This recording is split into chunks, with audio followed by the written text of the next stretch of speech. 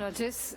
Muy bien, muy bien. Bueno. ¿Vos decís que va a venir más conversada en diputados? Yo todavía tengo la duda. Me parece que en diputados van a empezar a haber negociaciones. Ojalá. Me parece Ojalá. que en diputados va a haber empezar negociaciones, va a haber tal vez modificaciones, y tal vez que no te dice que cuando vuelva al Senado encuentre eco en algunos senadores de la oposición, ¿no?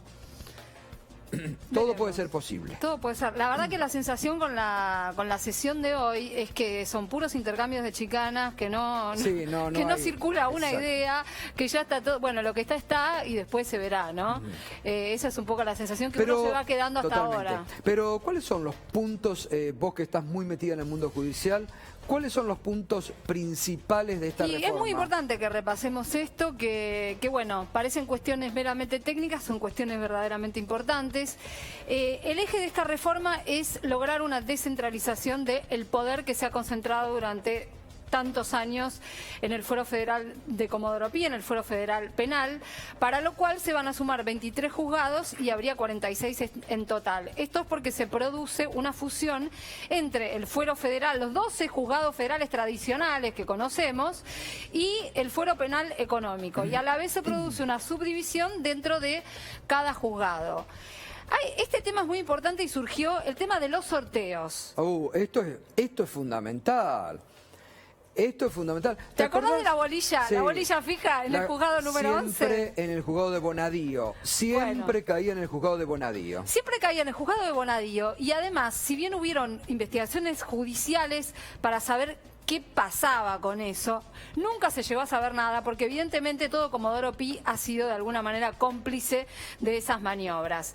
Entonces, durante la modificación del dictamen, se introdujo este tema, que no es una pavada, porque van a ser monitoreados los sorteos, van a ser públicos, grabados y presenciados por las partes. Presenciados ya pueden ser, pero no está instalado esto con la fuerza suficiente como para que siempre haya testigos de cómo se sortea una causa. Hay casos escandalosos en la historia de Comodoro Pi sobre los sorteos. Uno tuvo que ver con la causa de la muerte de Nisman, ¿te acordás? Claro. Sí. Que le había tocado al juez Casanero y de pronto se cayó el sistema y cambiaron de juez. Y fue a Ercolini. Bueno, seguimos. Vamos. Pero esto para que se entienda de qué hablamos, ¿no? Porque si no parece que estamos hablando... Este es un punto muy, muy importante que queda totalmente denaturalizado, lo que la oposición ha venido diciendo, que se busca la impunidad de Cristina. Es que eso derriba la principal fake news que se instaló alrededor de la reforma, ¿no? Las causas en trámite no se tocan, siguen a donde están.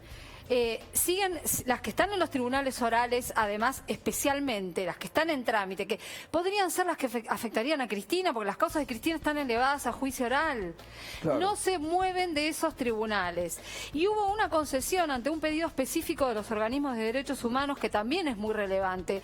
Los organismos pidieron no muevan las causas por violaciones, por crímenes de lesa humanidad de donde están, porque todo este trabajo de tantos años se nos viene abajo. Entonces, bueno, también hay una cláusula específica que aclara sobre las causas de lesa humanidad. Es una falacia que se van a mover las causas, es una falacia la teoría de la impunidad. Al contrario, lo que se está buscando la oposición es proteger al macrismo en las causas en trámite, ¿no? Y la cuestión del Código Procesal Penal también es muy relevante, y yo te diría que debería ser el núcleo de todo esto, y en mi opinión personal quedó un poquito corta la reforma, por lo menos el proyecto de reforma tal como quedó redactado. ¿Por qué?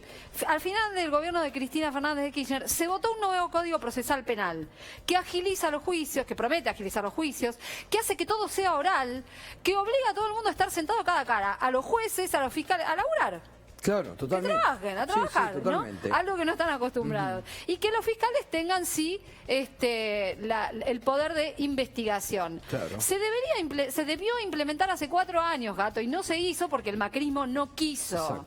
Básicamente. Entonces, ahora, para implementar el Código Procesal Penal necesitas reforzar la estructura de las fiscalías. Esto tiene que ver con qué pasa en el resto del país, no solamente porque no todo pasa por la ciudad de Buenos Aires.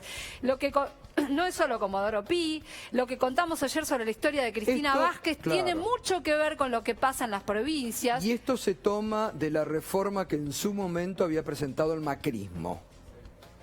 ampliación de juzgado en todo el país, lo había presentado el macrismo en su momento. Este fue una propuesta de aquel, ¿te acordás? Justicia 2020. Claro, Justicia 2020. El proyecto aquel de Garabano.